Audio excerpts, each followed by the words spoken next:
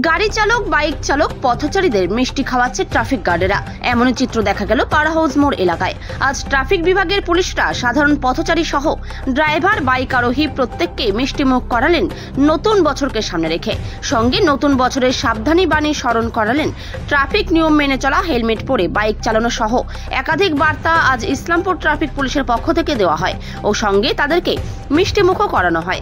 পুলিশের পক্ষ থেকে বলা হয়, সবাই যাতে ট্রাফিক নিয়ম মেনে চলেন তার বার্তা আজ দেওয়া হয়। স্যার, আজকে যাতে বছরের প্রথম দিন আপনারা কি বার্তা দিচ্ছেন? আজকে সবাইকে হ্যাপি নিউ ইয়ার 2025।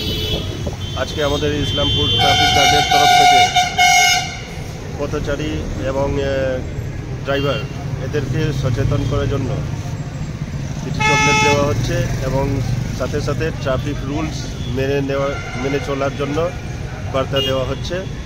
এই নতুন বছরের সবাই যেন সুস্থভাবে চলুক, স্বাভাবিকভাবে চলুক, ট্রাফিক আইন মেনে চলুক, সবাইকে সেই বার্তা দেওয়া।